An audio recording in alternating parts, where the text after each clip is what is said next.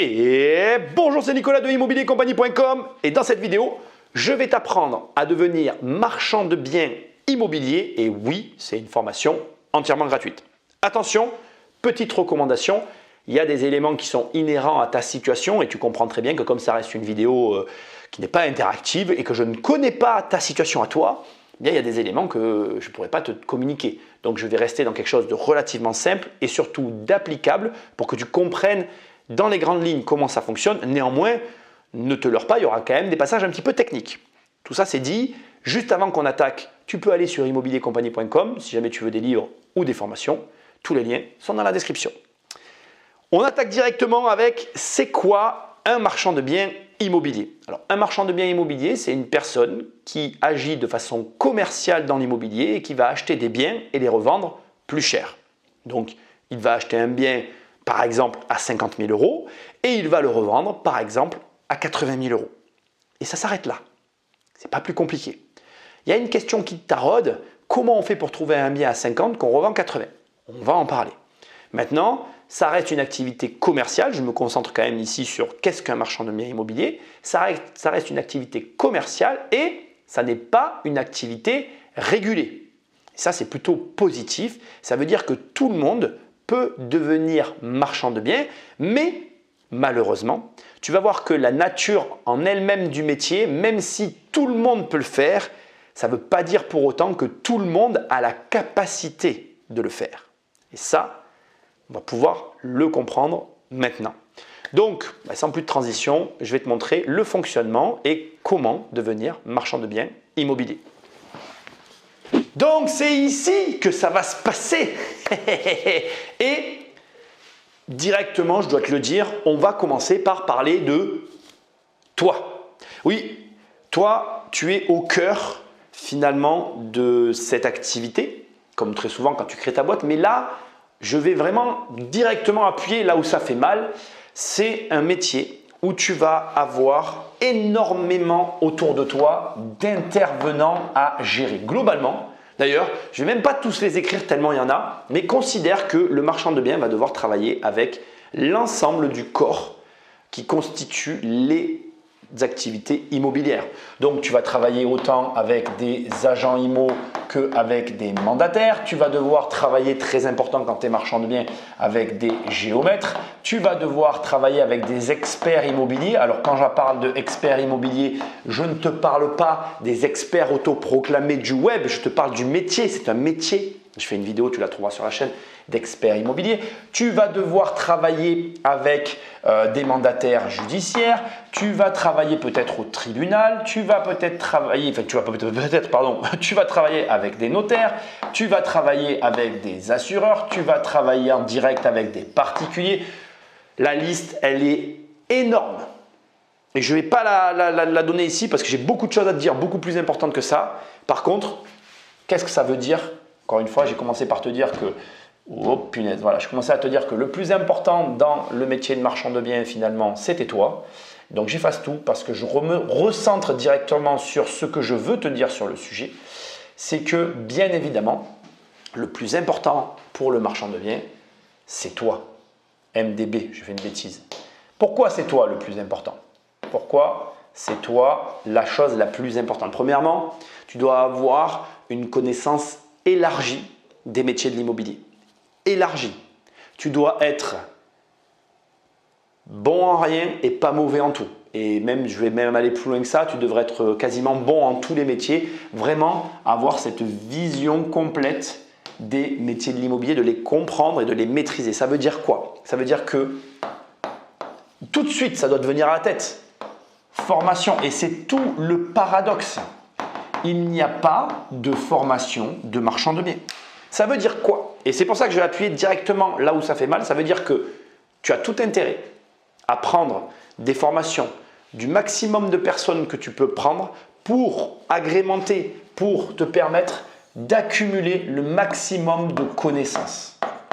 La moindre opération que tu vas entendre autour de toi, la moindre personne qui est enclin à t'en parler, à partager, à venir te donner les éléments la concernant, est pour toi une source de connaissances que tu vas devoir emmagasiner. Jamais et je crois que ce sera la première fois que je vais le faire, je ne t'encouragerai autant à prendre la formation de n'importe quel expert autoproclamé, y compris la mienne, non pas pour des raisons de te dire en fait s'il est qualifié ou pas, mais juste de confirmer que dans sa formation, il y a bien des partages de connaissances immobilières, donc bien valider avant d'acheter une formation que dans la formation tu vas trouver des processus d'achat que le formateur te partage, et peu importe, là je te parle des gens du web, je te parle de tout le monde, je te demande de mettre de côté tes jugements. Pourquoi? Parce que ton but c'est l'accumulation, c'est d'ajouter dans ton esprit le plus possible de connaissances et donc d'expérience, d'accord? C'est mal écrit, tu m'en veux pas, mais j'écris pas dans le sens commun. Pour avoir le plus d'expériences que tu accumules qui ne sont pas que des tiennes, pour après aller t'en servir. Je monte cette direction parce que là il y a une fenêtre. Pour après aller t'en servir dans le concret. Voilà, j'insiste parce que vraiment c'est le premier point que je voulais voir avec toi. Et tu vas voir que à partir de là, le déroulé de la formation que je te propose ici va être assez illogique parce que ce n'est pas un métier très cohérent de par la façon qui va être proposée d'accéder à cette activité. Mais, je te le dis tout de suite, tout le monde peut être marchand de biens. Il n'y a pas en soi de barrière à l'entrée, mais, et c'est hyper important que tu l'entendes, il y a quand même un cadre général, dont l'expérience, qui est nécessaire à pouvoir mettre en place cette activité dans ta vie. Ok, donc le premier point, c'est toi et tu es seul avec toi-même. Débrouille-toi pour trouver en fait finalement la solution à ces connaissances. Donc bien évidemment, il n'y a pas de… Si tu m'écris, que tu me dis quelle est la formation, il n'y en a pas. Il n'y a pas une formation professionnelle pour faire ce métier. C'est du commerce. Marchand de biens est une activité commerciale. C'est exactement comme si tu me disais, Nicolas, je vais acheter et revendre des voitures. Ce qu'il te faut, c'est la connaissance automobile. Et c'est intéressant parce que justement, regarde, dans l'achat-vente de voitures, il y a deux points qui sont hyper importants selon moi. Je parle un petit peu de ça dans ce bouquin-là et je parle aussi du marchand de biens dans ce bouquin-là. Il y a deux connaissances qui sont essentielles pour moi dans l'achat-revente automobile que tu vas retrouver dans le marchand de biens. C'est les connaissances techniques. Tu ne vas pas aller acheter une voiture qui est marbrée si tu n'es pas capable d'ouvrir le capot et de voir déjà dès le départ l'état général de la voiture avant de partir avec. C'est quand même problématique. Et deux, la connaissance en soi du modèle. Parce que dans la voiture, dans l'automobile, comme dans l'immobilier, certains modèles se vendent mieux que d'autres. Et c'est pareil avec l'immobilier. Tu ne vas pas pouvoir acheter un bien immobilier si tu n'es pas capable de voir que le plancher est en train de s'effondrer. Alors là, c'est un petit peu tiré par les cheveux, mais tu comprends l'idée. Il y a des points techniques que si tu passes à côté, ton opération financière en tant que marchand de biens ne sera pas la même si tu les rates que si tu les anticipes. Et dernier élément, toujours pareil pour faire le parallèle, en immobilier, certains biens se vendent mieux que d'autres. Tout ça, c'est à toi d'acquérir les connaissances nécessaires et l'expérience pour être capable de le gérer. Je ne vais pas ici m'étendre plus sur le sujet puisque sinon la vidéo durerait des heures et tu comprends bien que mon objectif c'est quand même de t'apprendre, de te former sur le métier de marchand de biens de manière très simple. Donc bon, première étape, donc toi, considère qu'à ce stade on règle le problème, je t'ai proposé une solution qui vaut ce qu'elle vaut, accumule les expériences d'autres personnes et tu vas pouvoir comme ça tout simplement acquérir plus d'expérience et avancer dans le métier. Deuxièmement, trouver une affaire. D'accord? Donc ça, c'est le vrai sujet et le vrai point que l'on va développer ici pour l'activité de marchand de biens. Alors l'activité de marchand de biens, comme je te l'ai dit tout à l'heure, quand on était assis tous les deux, eh bien ça consiste à j'achète un bien à un prix, on va dire que je le paye, allez, 50 000 €, d'accord? Et mon objectif est de le vendre 80 000 €. Donc ici, on écrit achat. Ici, on écrit vente. Et l'idée, c'est de se dire, par exemple, dans cette opération que je viens d'écrire, je ne fais rien. Juste, je l'achète et je le revends. Et là, réflexe, normal, j'anticipe, tu vas me dire, attends, mais qui me vend un bien 50 000 € qui en vaut 80? Ça n'existe pas. Eh bien si, ça existe. Et d'où le deuxième point qui s'impose à nous, c'est comment on trouve ce genre d'affaires. Alors, Bien évidemment, comme je te l'ai dit tout à l'heure, il y a toute une liste d'intervenants auxquels certains tu n'auras pas accès dès le départ, ou peut-être que oui d'ailleurs, ça dépend de chacun d'entre nous. Mais la vérité, c'est que ça existe et que le vrai problème, le principal problème qui se cache derrière le fait de trouver une affaire, c'est avant tout le temps que tu vas y consacrer. Désolé, voilà. Pourquoi je te dis ça? Et c'est pour moi, à ce stade, le point principal, parce qu'on peut te dire tout ce qu'on a envie, c'est combien de temps tu passes à chercher une affaire sur le marché cible qui correspond finalement à ton objectif. Quelle est la différence entre toi et moi? Quelle est la différence fondamentale entre toi et moi? Personnellement, je pourrais, alors je ne le fais plus aujourd'hui, mais je pourrais passer mes journées entières à visiter pendant que toi, tu es au travail. Quelle est la différence fondamentale entre un marchand de biens et un particulier? C'est qu'il passe son temps à faire précisément ce que le particulier ne fait pas.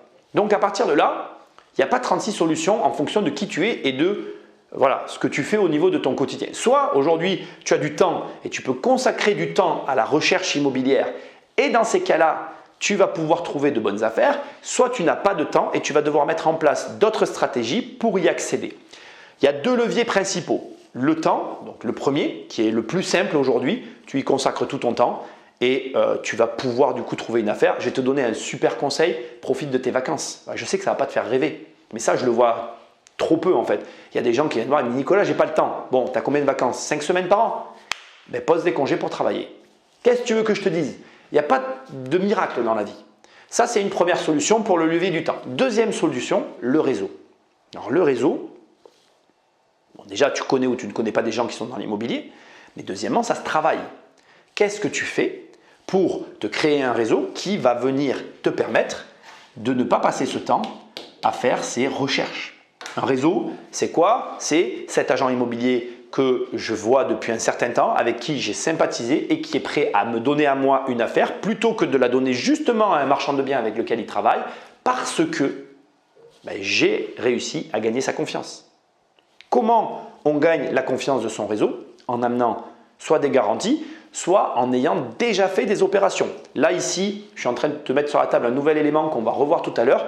C'est hyper important de comprendre que malheureusement, c'est un métier, donc aussi, quand je te dis tout à l'heure, d'expérience, mais aussi de ce que tu as déjà fait, de ce que tu n'as pas fait. C'est-à-dire que quand je te parle d'expérience, c'est de ton arriéré, des opérations que tu as menées.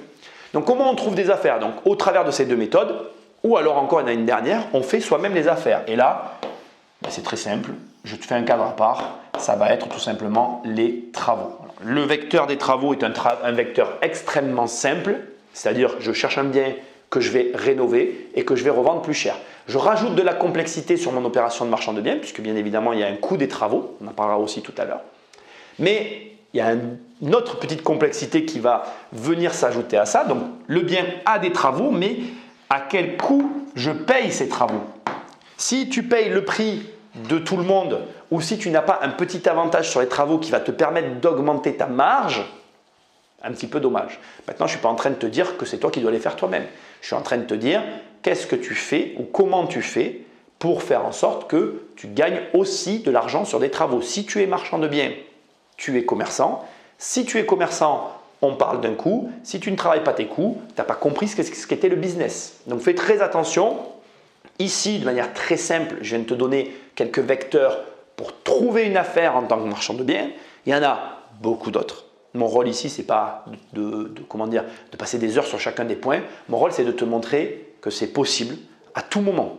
Et c'est le dernier point de cette partie que je veux te communiquer. Ne viens pas me dire « oui, mais à cette période de l'année, maintenant l'immobilier est trop cher ». Non, c'est faux. Il y a pas de moment pour faire de bonnes affaires. Il y a tout le temps, en permanence, d'excellentes affaires à faire.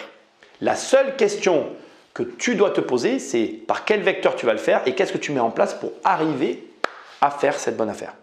Ok? On passe maintenant au troisième point qui est essentiel, c'est le calcul de ta marge. Parce que c'est hyper important que tu sois capable de calculer ta marge de marchand de biens. Donc là, je vais prendre tout simplement mon téléphone pour t'apprendre à calculer une marge opérationnelle sur un bien immobilier avant que j'attaque ce sujet. Donc, c'est le troisième point, c'est le calcul de marge en immobilier. Je veux que tu saches qu'il y a deux types de marge et je vais t'en développer qu'une seule. Mon but, encore une fois, c'est qu'on soit simple. Il y a la marge sur les opérations et il y a la marge sur les bénéfices. Il faut faire très attention parce qu'il y a pas mal de particularités ici qui vont être liées, d'abord à la fiscalité, du coup au montage qu'il y a à ton opération, 2 à la TVA, parce que là aussi il y a plusieurs possibilités de TVA et donc en fonction ça va pas mal impacter finalement ton opération. Bref, je ne vais pas ici me concentrer sur la partie purement technique parce qu'après, tu vas voir tout à l'heure, il y a une problématique finalement de quelle structure tu vas choisir, de comment tu opères, etc. Compliqué pour moi de faire quelque chose de généraliste ici. Donc, on va se concentrer sur la partie la plus simple, la marge sur opération. Alors, tu vas trouver toutes les possibilités, tous les chiffres, etc. Moi, j'aime bien partir d'une base de 25%. D'accord? On va en reparler tout à l'heure. Je vais t'expliquer comment on calcule ça. Et ensuite, tu verras qu'il y a autour de ces 25% finalement deux possibilités que je vais bien évidemment t'expliquer. Et ça, en fait, c'est la marge que tu dois être capable de calculer sur une opération. Donc, si on reprend l'exemple que je t'ai donné tout à l'heure, ici, j'ai pris une opération que je voulais acheter 50 000 € et que je voulais revendre 80 000 €. La question est la suivante. Quelle est ma marge sur ce projet? Donc, on part de 80 000 € auquel on va déduire mes 50 000 €. Donc, ici, c'est prix de vente moins coût de revient. Je fais une petite pause parce que c'est très important ce que je vais te dire. Le coût de revient ici, c'est quoi? C'est finalement ce que va te coûter au global l'opération. Alors attention, je vais te montrer un petit point qui peut être une erreur mais qui ne l'est pas puisque je n'ai pas précisé.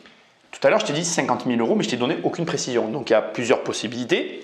Soit dans ces 50 000 € en fait, je t'ai déjà donné mon coût de revient et dans ces cas-là, c'est ce que me coûte l'appartement. Soit ça n'est pas ce qu'il me coûte et il faut ajouter donc tout ce qui va avec, c'est-à-dire il faut vraiment que tu penses à tout.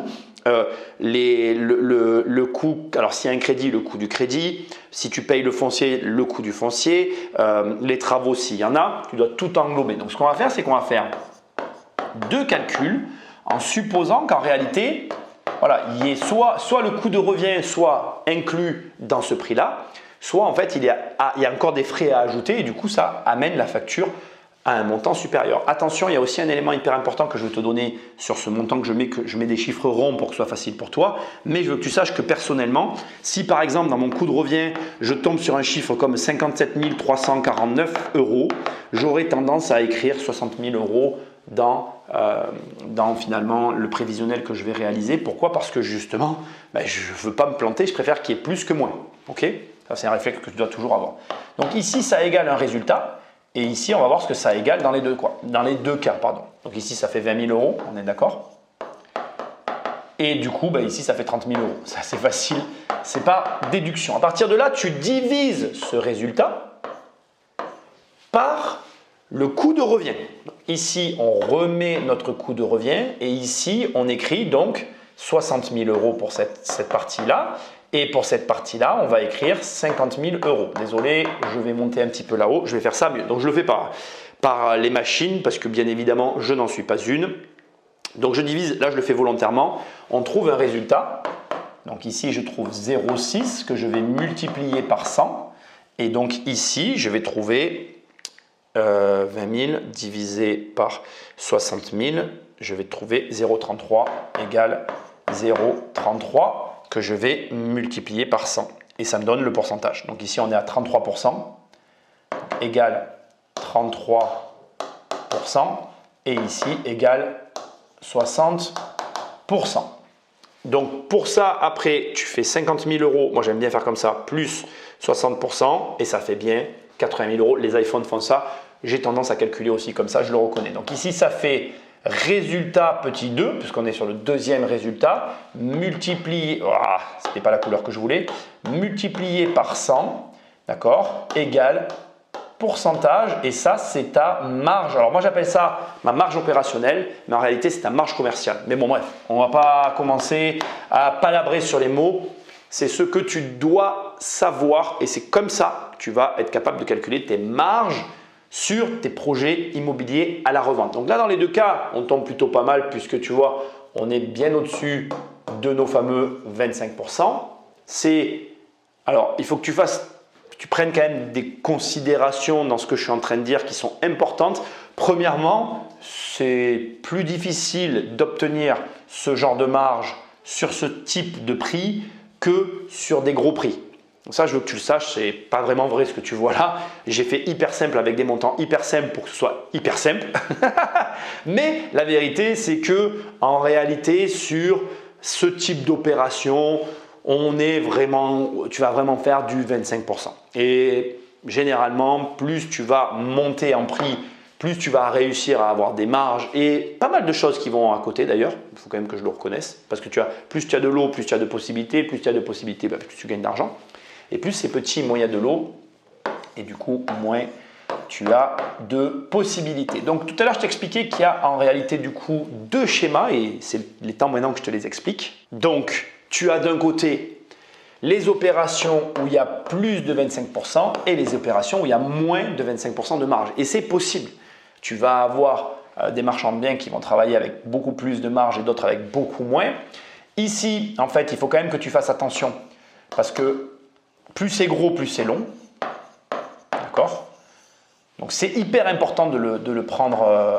Je vais écrire plus c'est gros, tu as compris, plus c'est long. Et de l'autre côté, il va te falloir quand même de l'expérience et quand même malgré tout, comment je dirais, de l'antériorité. Voilà.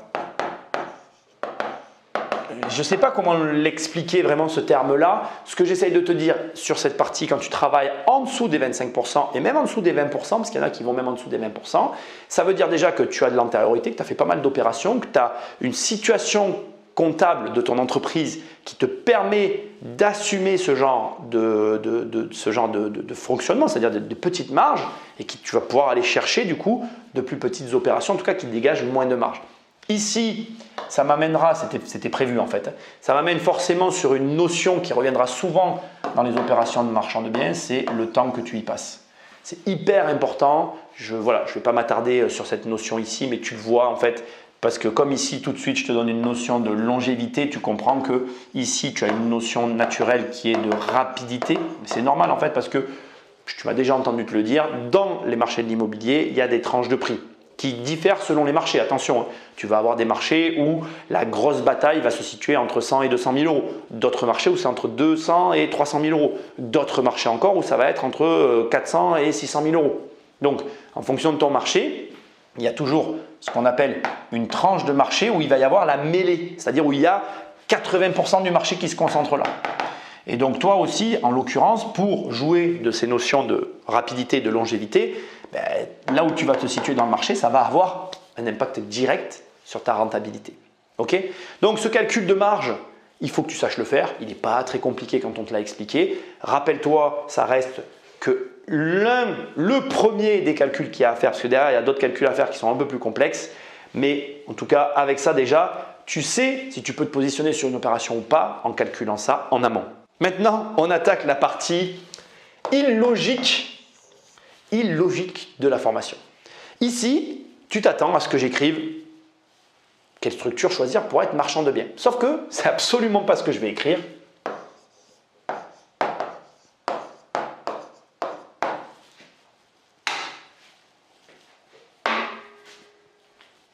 Alors, pourquoi je parle d'abord de la banque et je vais parler ensuite de la structure?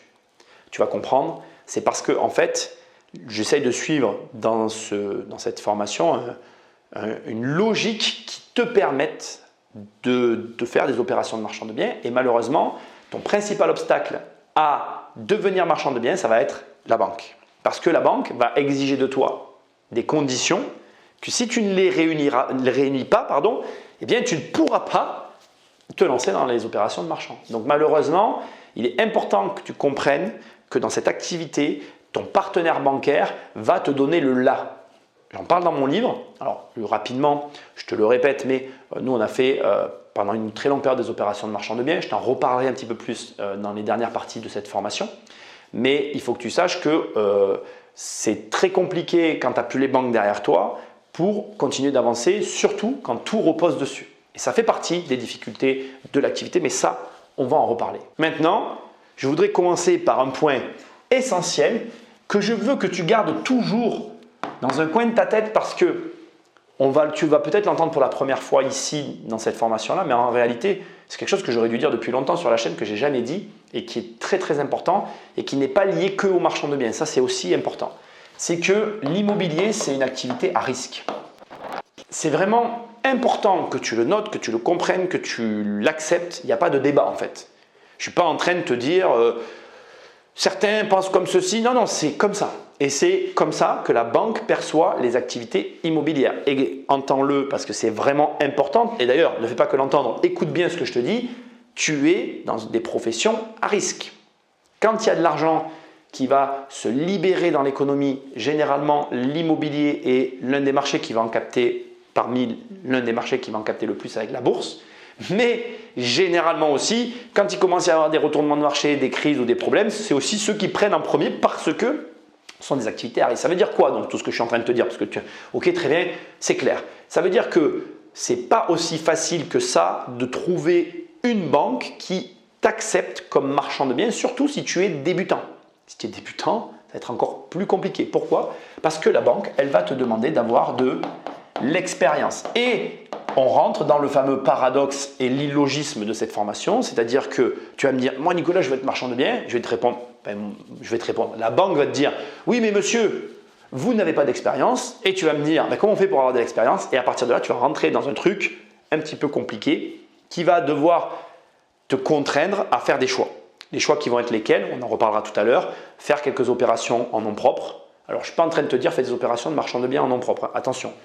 Par exemple, il vaudrait mieux, avant d'aller voir la banque, que tu aies fait un peu d'investissement locatif. Ça serait préférable. Ou alors, que tu aies fait une opération de marchand de biens en ayant malgré tout une explication fiscale qui justifie de la raison pour laquelle tu l'as fait en nom propre ou tu l'as fait sur tel SCI ou j'en sais rien.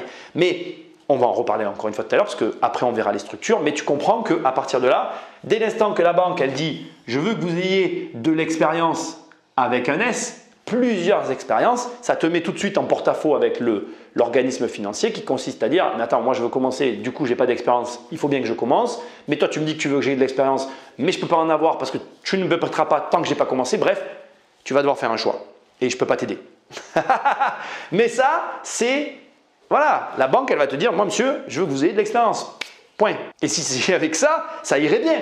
La banque va te dire ensuite « attention monsieur, vous devez gagner de l'argent sur l'opération. » Alors, je ne vais pas écrire argent, hein, je vais faire ça. J'aime bien avec deux traits, je trouve que c'est plus joli qu'avec un seul. Donc, vous devez gagner de l'argent sur l'opération. Et ici, on est d'accord, c'est la marge opérationnelle que je t'ai fait calculer tout à l'heure, la marge commerciale, bref, les fameux, je n'aurais pas dû mettre la parenthèse, les fameux 25%. Ça, la banque va le vérifier. Et toi, tu dois aussi amener des justificatifs qui valident cette marge. Parce que tout à l'heure, je t'ai appris à calculer la marge. Maintenant, quand tu vas aller voir la banque, il va falloir que non seulement tu amènes ton calcul de marge, ton prévisionnel, mais il va falloir aussi que tu amènes des attestations peut-être d'agence immobilière ou d'experts immobiliers dont je t'ai parlé tout à l'heure dans la vidéo pour dire, vous voyez, regardez, lui aussi il dit que c'est vrai. Et ça doit être à figurer. La banque, sinon, elle ne te prêtera pas. Elle ne te prêtera pas non plus si tu ne peux pas supporter l'opération. Et oui, imagine que tu ne puisses pas vendre comme tu préfères, comme tu veux, que tu n'arrives pas à vendre ou qu'il y ait des problèmes. Ils vont quand même regarder que dans tous les cas, cette opération que tu portes, tu puisses l'assumer. Ils vont aussi, parce que ça ne s'arrête jamais, envoyer potentiellement l'un de leurs experts, donc on appelle ça des pôles immobiliers. Alors s'ils ne l'envoient pas, de toute façon il y a un pôle immobilier. Ils vont aussi envoyer un de leurs experts pour vérifier ce que toi tu avances. Et quand tout ça va être regroupé, va figurer ou va être dans le projet que tu amènes, dans ces cas-là, ils te financeront.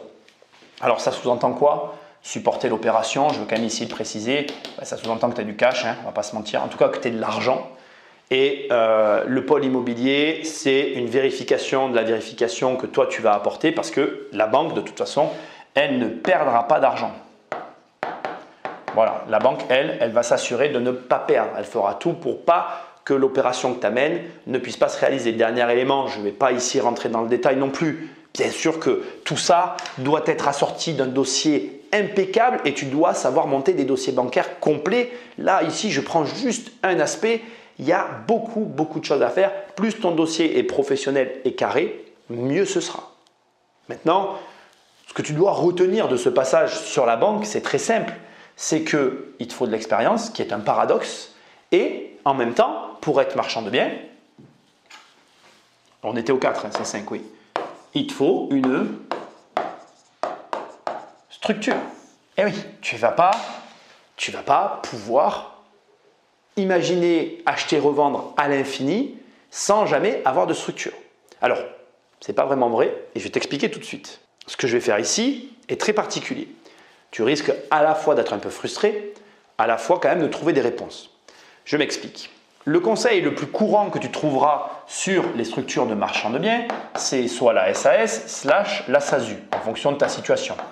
On est d'accord. Moi, je ne peux pas me prononcer. Ce n'est pas du tout les sociétés dont je suis le plus fan et sur lesquelles j'exploiterai ce type d'exploitation, mais je ne peux pas te donner de conseils. Pourquoi? Parce que d'abord, je ne te connais pas. Deuxièmement, chaque cas demande sa propre étude. Par contre, moi, je vais faire un truc parce que c'est ce que je préfère faire. Et je vais te demander de faire très attention. Tu peux faire du marchand de biens en nom propre. Je te demande ce que je te disais tout à l'heure. Ce qui est vrai et faux du coup, parce que je t'ai dit que tu ne peux pas faire ça à ton nom propre indéfiniment. Si, tu peux très bien prendre une activité à ton nom propre avec un numéro ciré à ton nom propre et faire l'activité. Personnellement, je te le déconseille. Je te le déconseille. Pourquoi? Parce que ça engage ta responsabilité.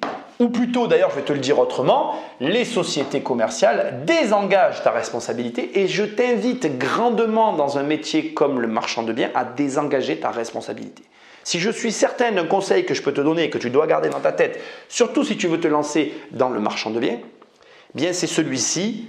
N'engage jamais ta responsabilité, prends des sociétés pour faire tes opérations. Après, la société, ça te regarde, va voir des conseillers spécialisés et s'il te plaît, pas ton comptable parce que ce n'est pas son travail, va voir des gens spécialisés dans la fiscalité, notamment des avocats, pour t'orienter sur le meilleur montage qui correspond le mieux à ta situation et pas à la mienne et pas à celle du voisin. Ok?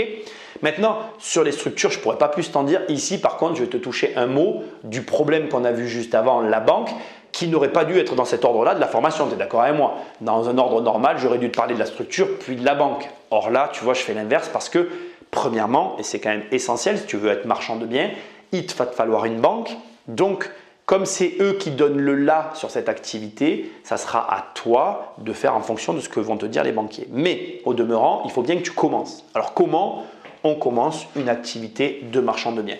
Bien évidemment que le nom propre, c'est une bonne façon de fonctionner et que bien évidemment que si tu fais une opération en nom propre, alors premièrement, tu gardes dans un coin de ta tête que la fiscalité ne sera pas réelle puisque du coup, tu vas être dans une fiscalité de particulier qui n'a rien à voir avec la fiscalité des entreprises et que donc c'est à toi de bien regarder malgré tout en faisant cette première opération si elle avait été rentable avec une activité commerciale. Donc comment on fait ça? C'est très facile, tu fais l'opération, tu vas voir ton comptable, tu lui dis voilà mes chiffres, voilà ce que j'ai payé en plus-value, est-ce que ça aurait fonctionné sur une société? Le comptable te le fera, ça te coûtera de l'argent, mais ça vaut le coup de le faire parce que derrière quand tu iras voir la banque, ça te fait encore un document de plus qui atteste non seulement de ta, de ton expérience, mais aussi du fait que tu te soucies de voir que ça fonctionne en société et puis eux pourront se baser dessus. Donc ça c'est le premier truc.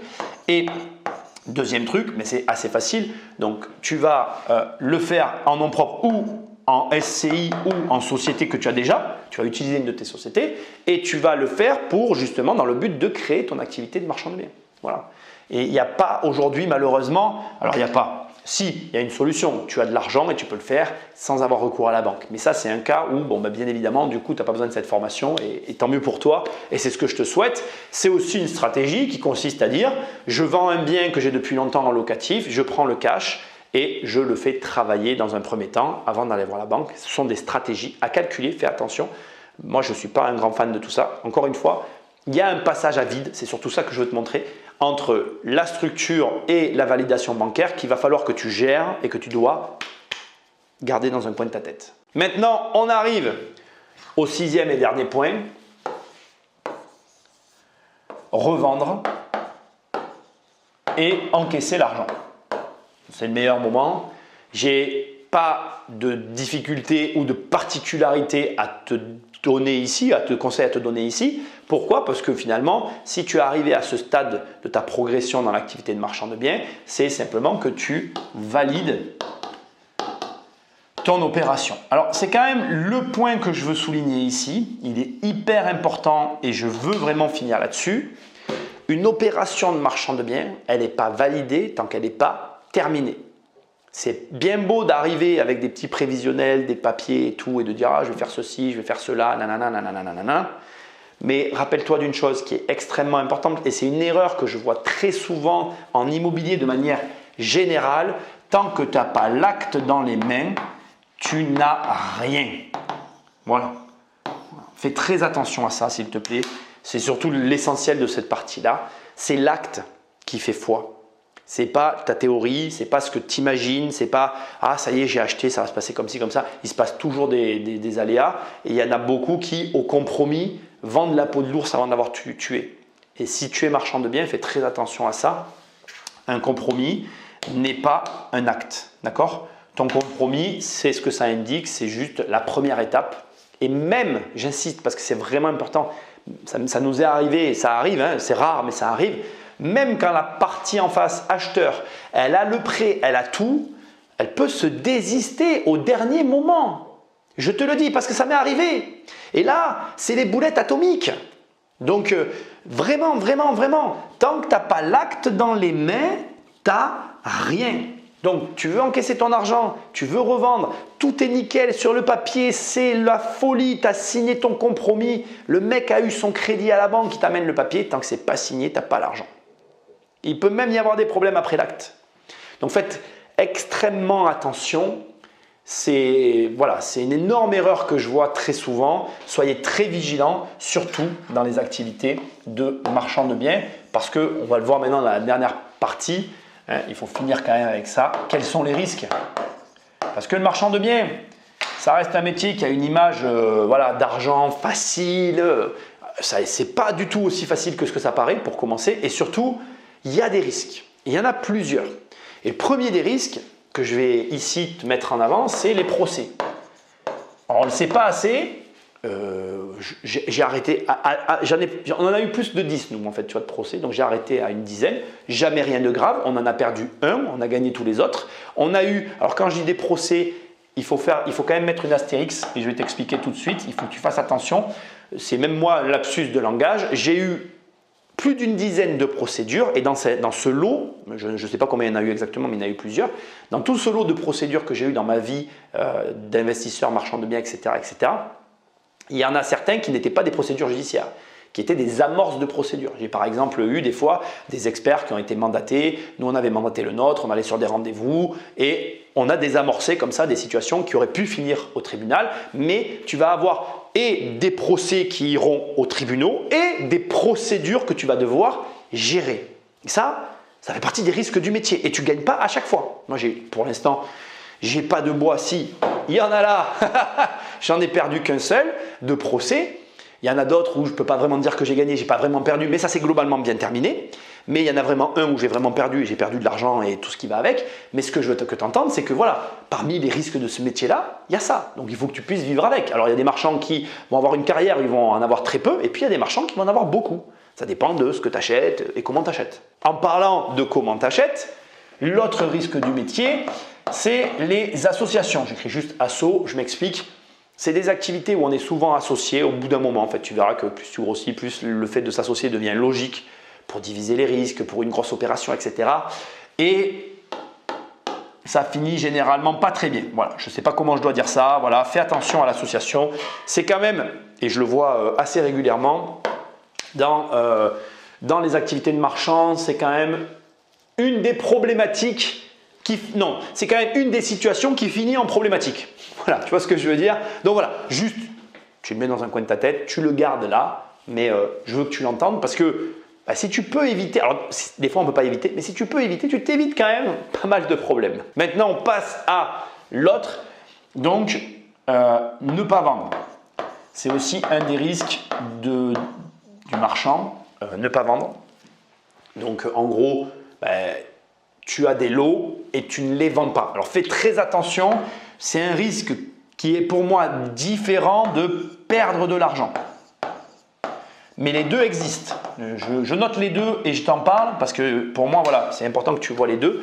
Ne pas vendre, ça veut dire que tu te retrouves dans une situation où tu as du stock. Le stock, attention, ça coûte de l'argent.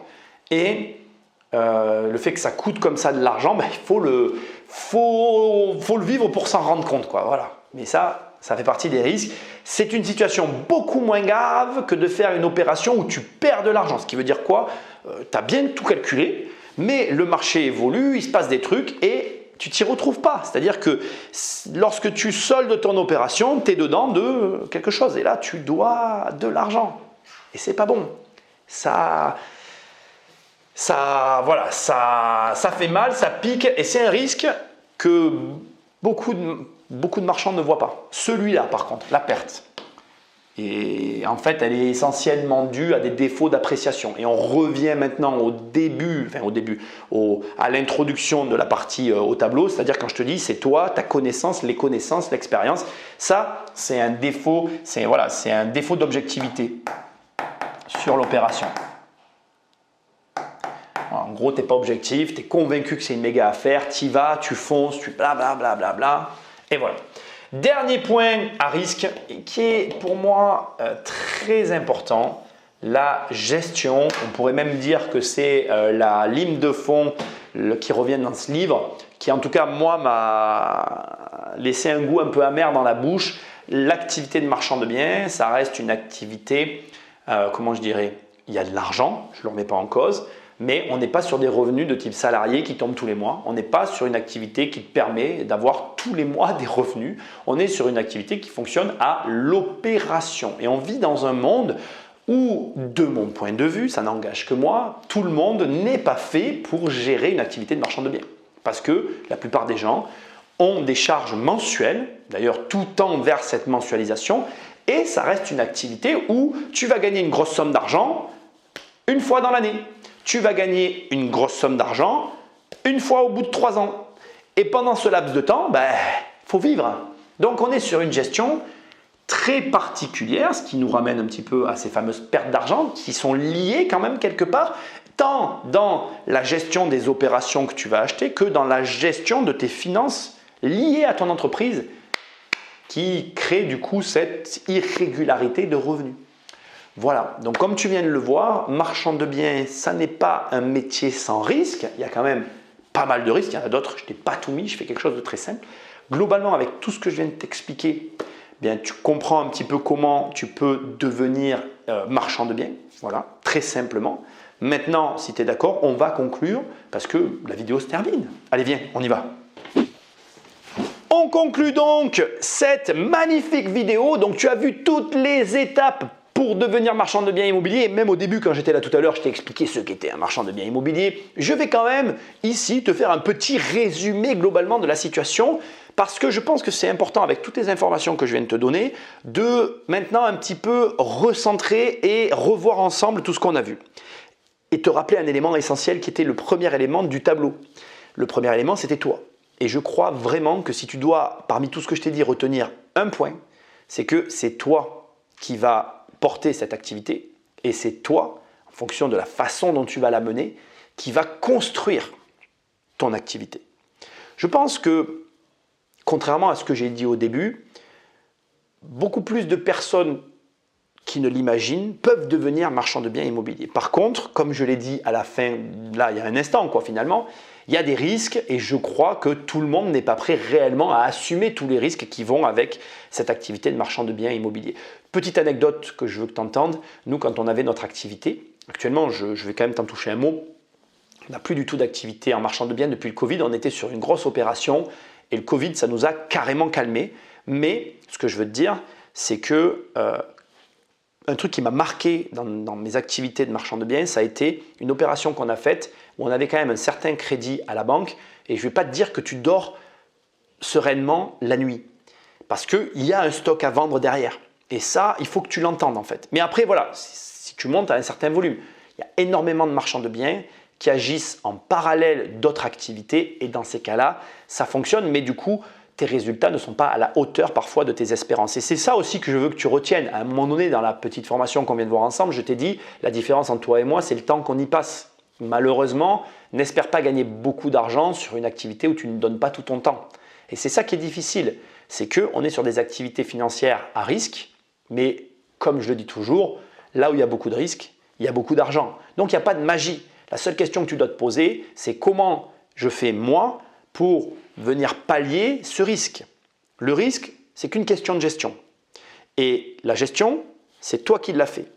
Et même si les métiers de marchand de biens immobiliers, comme je l'ai dit tout à l'heure, c'est des métiers difficiles à gérer au quotidien, en fonction de l'organisation que tu mets en place dans ta vie, ça n'est qu'un risque que tu gères.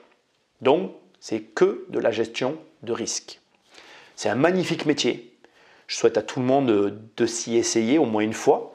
Je pense, comme je l'ai dit au tout début, malheureusement, tout le monde n'est pas fait pour ce métier et tout le monde n'a pas la capacité de le faire. Comme tu l'as vu aussi, la banque, c'est quand même un gros caillou dans la chaussure qu'il faut régler à un moment donné. C'est sans doute l'un des points les plus particuliers. C'est pour ça que dans ma formation 10 millions, je t'apprends à monter des dossiers bancaires parce que c'est un vrai savoir-faire. Et c'est pour ça que je t'ai conseillé au début de suivre le maximum de formations possibles pour emmagasiner le maximum d'expérience possible. Le secret, c'est ton expérience. Plus tu vas avoir de l'expérience, plus ta connaissance du marché immobilier sera élevée, mieux tu te débrouilleras, plus les banques te feront confiance et moins tu auras de problèmes. En tout cas, moins tu auras tous les problèmes que j'ai évoqués dans cette vidéo. Encore une fois, voilà, il n'y a pas d'activité où il n'y a pas de problème. C'est encore une fois, je le répète, un super métier. Tout le monde est capable de le faire. Il suffit de travailler pour avoir les résultats que tu veux. Like, partage, abonne-toi, va sur immobiliercompagnie.com. Dans l'onglet livres, il y a des livres. Dans l'onglet programme, il y a des programmes. Et moi, je te dis à très bientôt dans une prochaine vidéo. Salut!